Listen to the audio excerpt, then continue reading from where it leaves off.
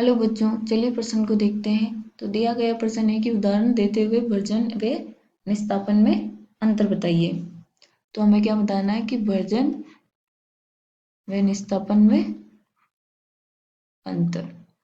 तो सबसे पहले हम लिखेंगे मुख्य उदाहरण। मुख्य अवधारणा वो क्या हो जाएगी? सांद्रित अयस्क का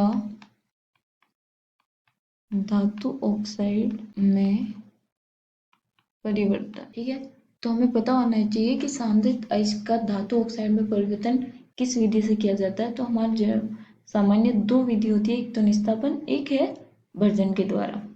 तो इसमें हमें क्या बताना है? अंतर बताना है। तो चलिए क्वेश्चन देखते हैं।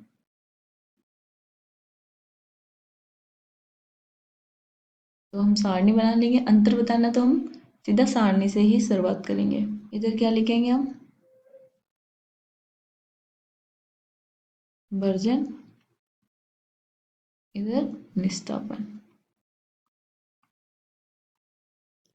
ठीक है, तो भर्जन क्या होता है कि सांद्रित अयस्क को वायु की उपस्थिति में उसके गलनांक से कम ताप पर गर्म किया जाता है। वो किस में किया जाता है? भर्जन में। और निस्तापन में क्या करते हैं कि निस्तापन में सांद्रित अयस्क को वायु की अनुपस्थिति में उसके गलनांक से कम ताप पर गर्म किया जाता है। तो अंतर क्या है? वायु की उपस्थिति में और एक अनुपस्थिति में। तो भर्जन में क्या होता है? उपस्थित होती है। निस्तापन में क्या होती है? वायु अनुपस्थित होती है। तो सबसे पहला अंतर यही लिख लेते हैं हम। पहला अंतर, सांद्रित अयस्क को वायु की उपस्थिति में उसके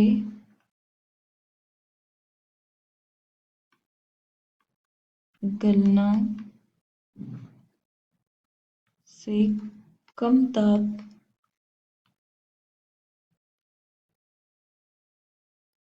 पर गर्म किया जाता है। और निस्तापन में क्या होता है?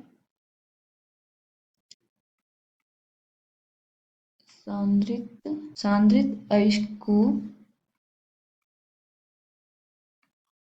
वायु की अनुपस्थिति में उसके गलनांक से कम ताप पर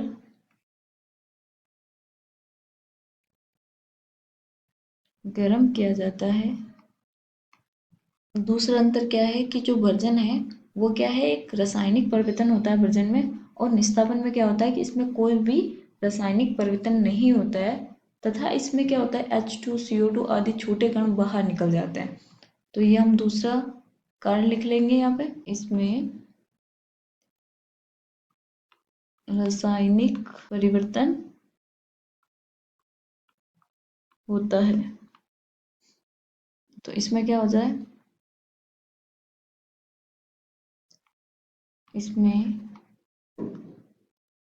कोई रासायनिक नहीं होता है, तथा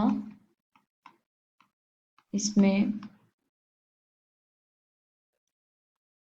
H2O CO2 आदि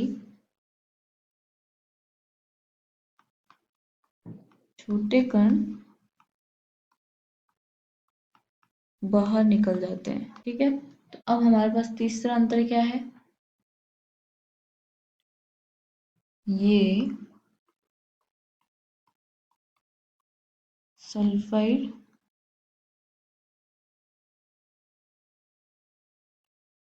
अयस्कों के लिए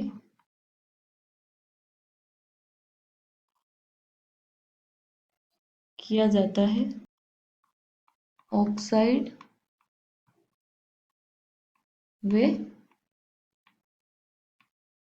कार्बोनेट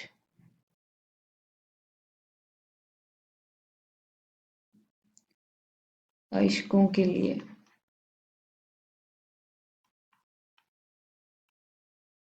ठीक है, अब हमें देना है एक एक, अब हमें क्या बताना है, एक एक उदाहरण।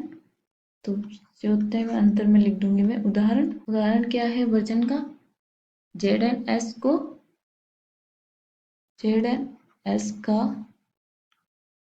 O2 के साथ अभिक्रिया,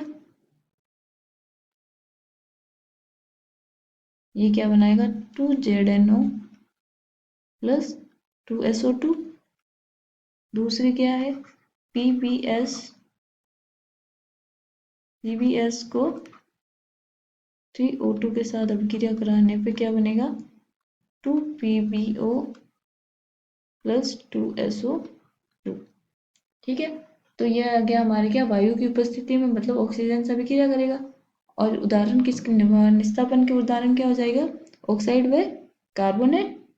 तो ZnCO3 को गर्म करेंगे तो क्या बनाएगा ZnO प्लस CO2 गैस। क्योंकि ये वायु की अनुपस्थिति में है तो इसमें कोई ऑक्सीजन नहीं आएगी। PbCO3 को गर्म करने पर PbO प्लस CO2 निकलती है। तो हमें अंतर पूछा गया था वर्जन व निस्तापन में। तो आशा करती हूँ आपको समझ में आया होगा। धन्यवाद।